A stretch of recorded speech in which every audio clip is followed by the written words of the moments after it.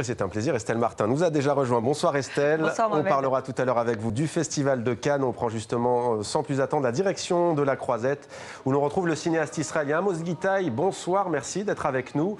Votre nouveau film s'appelle Un tramway à Jérusalem. On en a déjà parlé sur TV5 Monde. Vous présidez cette année la seconde édition du prix de la citoyenneté au Festival de Cannes en partenariat avec TV5 Monde. Et vous êtes à la tête de la chaire annuelle Création artistique au Collège de France. Un colloque sera organisé en juin prochain avec ce thème, le processus de création, contradiction, éthique et interprétation. Alors commençons par votre long métrage, Amos Gitaï, si vous le voulez bien. Votre film nous emmène à Jérusalem, le tramway traverse la ville d'est en ouest, toutes les langues se mélangent, toutes les histoires se croisent. Qu'avez-vous souhaité nous dire avec ce film ?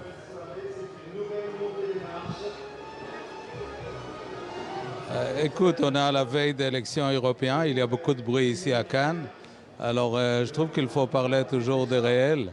Et je crois que c'est l'essence aussi de cette prix sur la jury que je vais présider. J'ai en train de présider. Mais Tramway à Jérusalem raconte l'histoire de séries de microcosmes qui existent à Jérusalem et la façon que plusieurs figures, 36 comédiens, femmes et hommes, ils peuvent dialoguer dans cette boîte sardine. Et de quoi on parle alors dans le tramway à Jérusalem ? Écoute, il y a tellement de bruit ici à Cannes que je vous attends de... Vous ne m'entendez pas beaucoup. Je disais à Amos Gitaï, je vais parler un peu plus fort. Oui, de quoi parle-t-on dans ce tramway ? Oui, mais ce n'est pas le problème de... C'est pas le problème des techniques, c'est le problème que la culture devient une chose très bruyante. Alors, je crois qu'il faut trouver un moment calme de parler du Collège de France, de cinéma, de signification de cinéma dans le contexte si douloureux et chargé d'Europe. On va voir les relations, qu'est-ce qui va passer cet week-end avec la résurgence des forces autoritaires européennes et le bruit que vous attendez derrière, il n'aide pas à cette sorte de réflexion.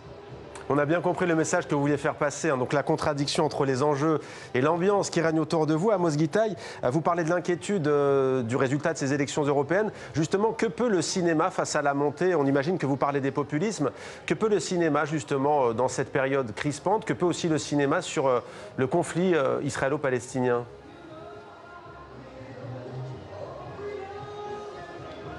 Non, on ne va pas mettre tout dans la même soupe, mais je trouve que si on parle d'Europe, c'est-à-dire il faut que le cinéma engage avec le réel.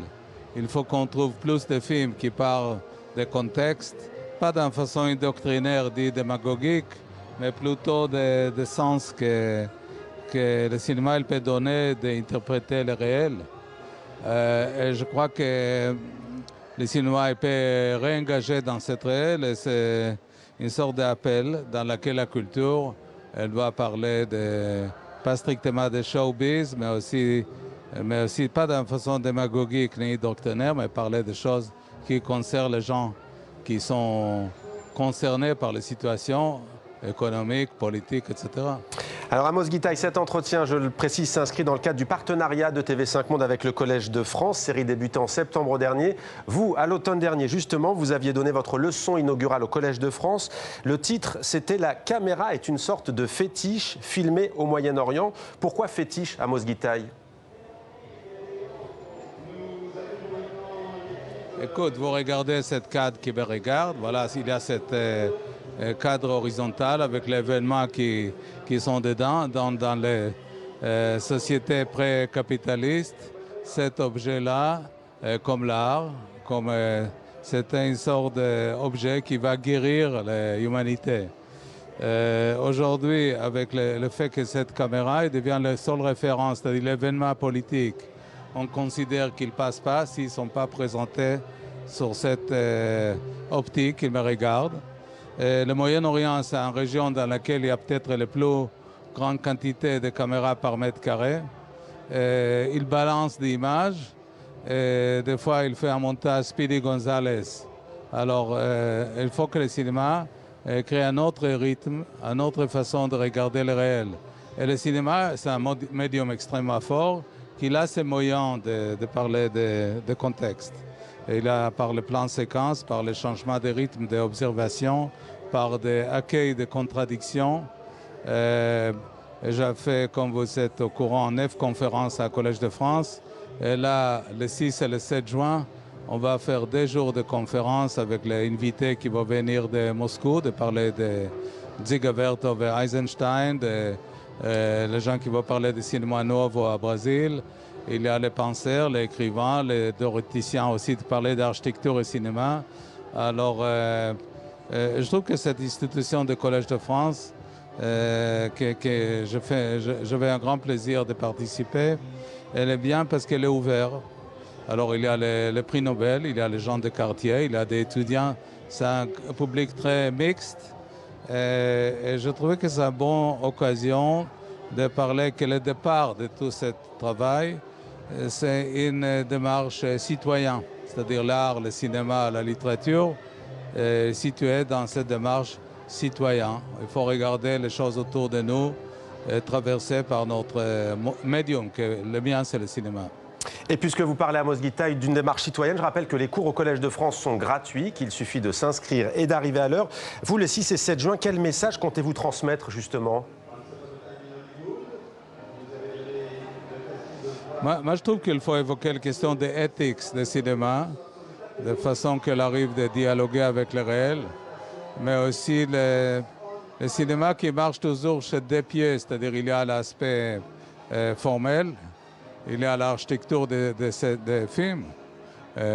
Comme vous savez, cette année, on marque le centenaire de Bauhaus.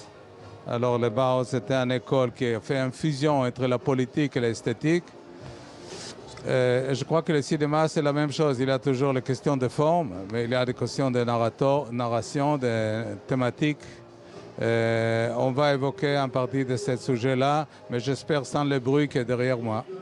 Et on espère aussi, à notre avis, Amos Gitaï, que ça sera quand même beaucoup plus calme au Collège de France, fort heureusement. Amos Gitaï, vous aviez notamment réalisé Dernier jour d'Yitzhak Rabin en 2015, l'ex-premier ministre assassiné, on s'en souvient, ce qui avait provoqué une vive émotion dans le monde. Vous dites, ce n'est pas moi qui politise mes films, ce sont eux qui m'ont politisé. Pour vous, un cinéaste israélien, il ne peut pas être déconnecté de la réalité politique de la région ?